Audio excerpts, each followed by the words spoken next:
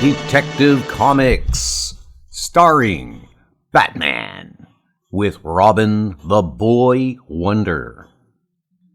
Take off your blindfold, Batgirl. You're about to see my unmasked face. Batman, don't. Her life and yours won't be worth a plugged nickel if the underworld knows she has that information. The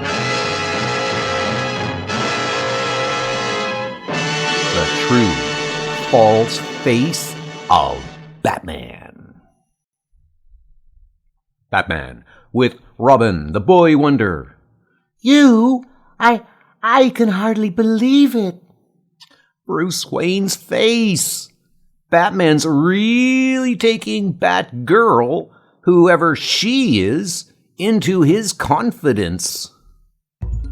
Nobody knew anything about the book Bandits except Batgirl. Nobody could fathom where or when they would rob.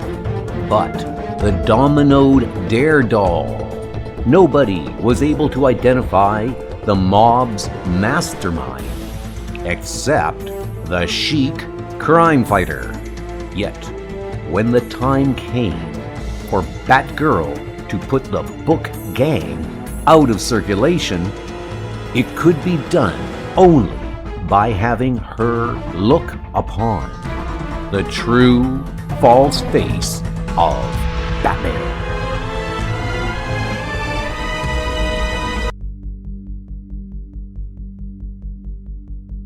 After hours, in the darkened halls of the Amerindian Museum in Gotham City, metallic snips betray the rifling of display cases containing solid gold insects. How can we miss on this caper? The way it was worked out for us, step by step, by Mr. Brains. Out of the darkest shadows emerges a caped figure. The clues added up just as I figured to this gold bug robbery. It's Batman. Take another look before you're judoed to sleep. That ain't Batman. It's Batgirl. You were expecting maybe Miss America? Wisecracking dame. We got troubles enough with Batman without you adding to them. Mr. Brain's plan didn't figure on any interference, but I don't need an instruction book to tell me how to stop. No! Don't shoot! You fool! That's as good as shouting out to the cops, "What's going on in here?" That's not the way to handle her. Slam into her. Make her think she's had a bad dream. After she comes to. This is as good a time as any to reach into my weapons bag and bag these crooks with a laser strafer. Yow! It's like running into a battery of flamethrowers. Now you'll hot-foot it over to police headquarters. Shaken by the laser strafer, grim determination etched on his ruthless face, the gang chief handcuffs the chic crime fighter from behind. Got you, Batgirl. Now to squeeze out of you how you tumbled to our caper here.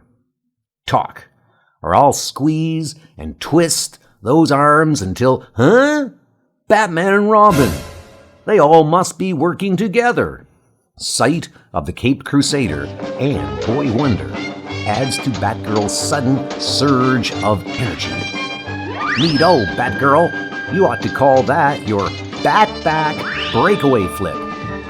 Batgirl set us up, and Batman finishes us off. Yay! Now, it is the turn of the dynamic duo to make with the fistic festivities. 2 bruisers off my port side. Okay, Batman. Fire 1, fire 2. 2 torpedoes about to blow up, Robin.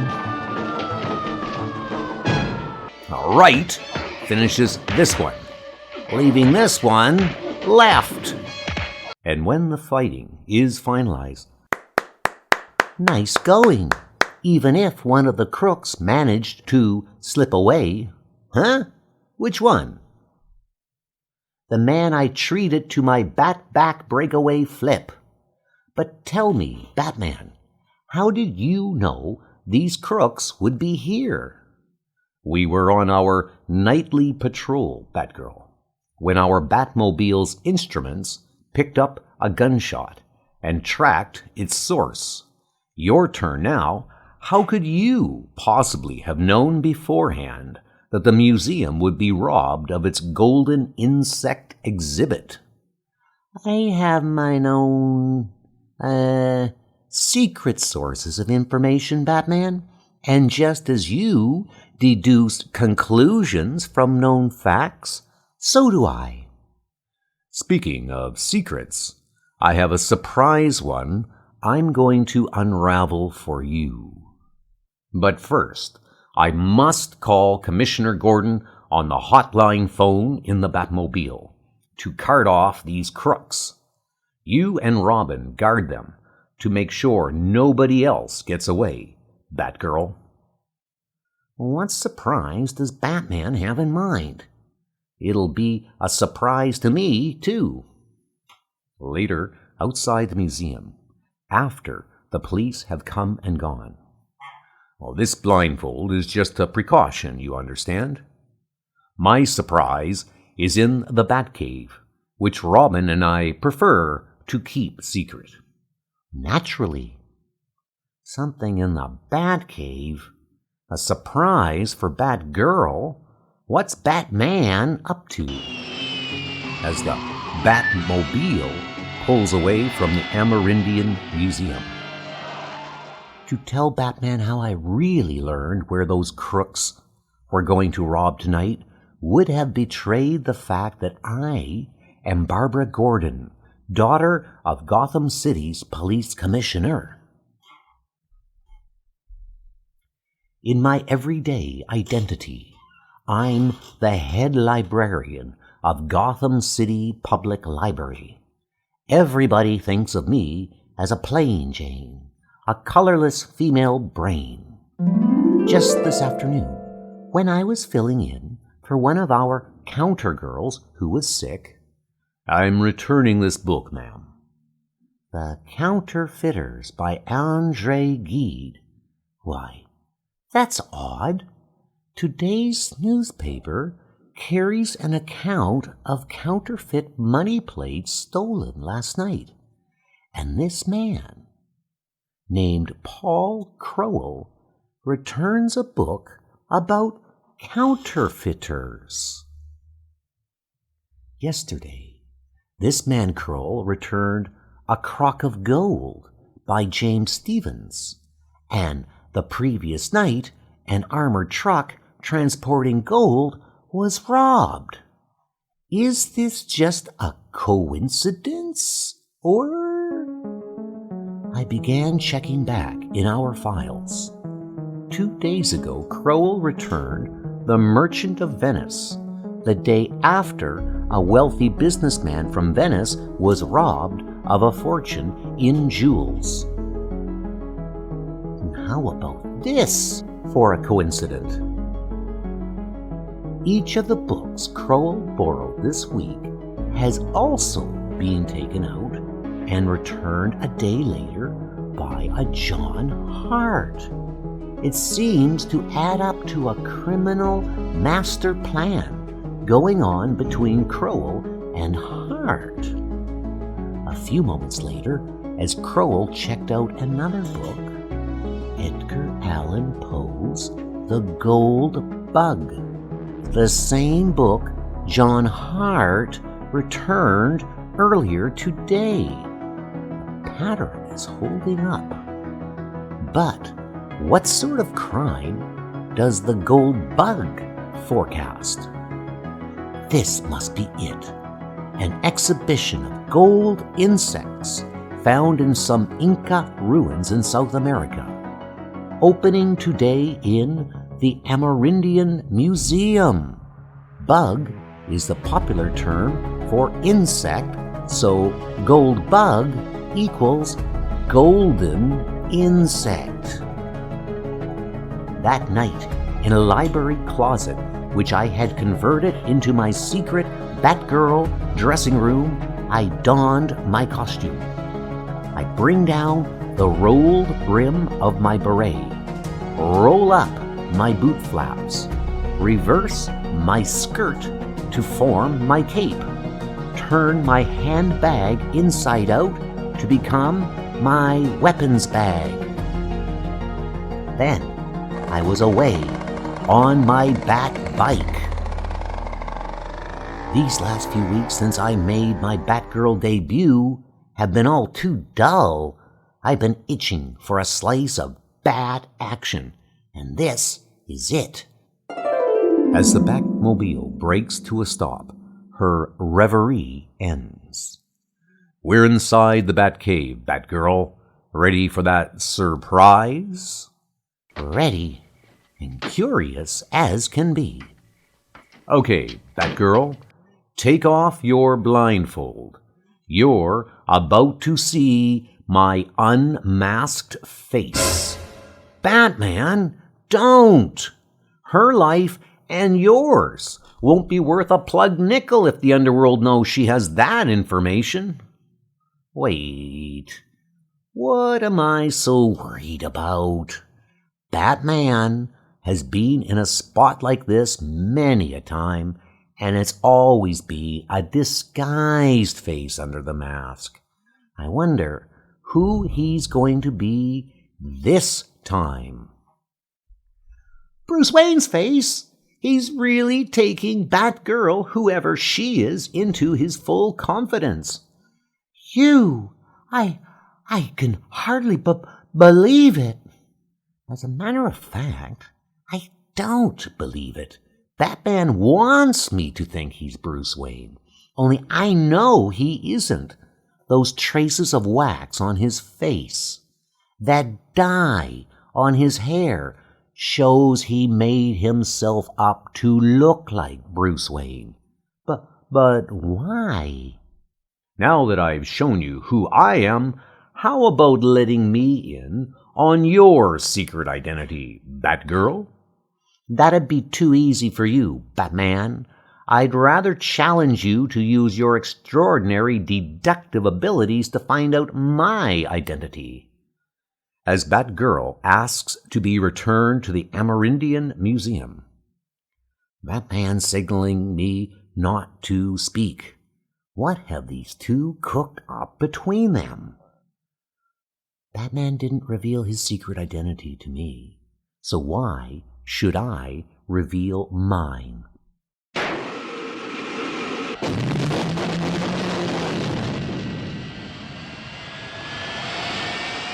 Batmobiling out of the camouflaged Batcave exit. If Batman had really wanted to take me into his complete confidence, he'd never have blindfolded me to and from the Batcave. I've got to follow this deception to its conclusion. Huh? Batman removing a bugging device on Batgirl? It must have been planted on her by one of the museum crooks. Maybe the one that got away. He's getting an earful of all of this. That explains why Batman didn't want me to talk, so Batgirl's life wouldn't be endangered. He hopes to trick the museum crook into making a play for us. An hour later, at a deserted hunting lodge deep in the Gotham Hills. None of us have spoken, or it'd give the show away to the crook listening in. He thinks He's on the trail of Batgirl. At this moment, gangster Paul Crowell is burning rubber toward the same hunting lodge. When I hired you musclemen to help me take Batgirl prisoner, it was to force her to tell how she knew I'd be robbing the museum. But now we're gonna get an unexpected bonus from her. Batman's secret identity. Play it safe. 2 of you will stand guard on the outside of the cabin in case Batgirl overpowers the rest of us and comes out. We'll take her by surprise. As 3 gangsters steal into the cabin, there she is, in the chair before the fireplace. Nab her. Batgirl, you're up for grabs. But 2 mighty masculine hands reach upward and, I like surprise grab bags, especially if they're like you. Batman! Yup, it ain't a her, it's a him. Cool off at the fireplace. Now, Crowell makes his gunplay. Batman tricked me. He switched that bug I planted on Batgirl to himself. From behind a couch, the hidden Robin springs like a bird of prey. Don't forget, the fun-loving member of this crime-fighting combo, little old happy-go-lucky me. Like a worn-out book, fella, you're going out of circulation. Leaving Robin behind to bat-cuff the mobsters, Batman emerges from the doorway, framed in the sights of 2 Tommy guns. Now, to call Commissioner Gordon on the hotline in the concealed Batmobile. But Batman coming out? Huh, he'll make a better prize than Batgirl. From the branches of a nearby tree swings a domino daredog. Lucky I decided to follow the Batmobile with the new multicolor light tracker on my Bat bike. And continues her swinging attack into the second Tommy gunner. Gives me the chance to come to Batman's rescue as he came to mine in the museum. As the dynamic duo dashes up, you sure know how to apply the feminine touch, Batgirl. This wraps up the case.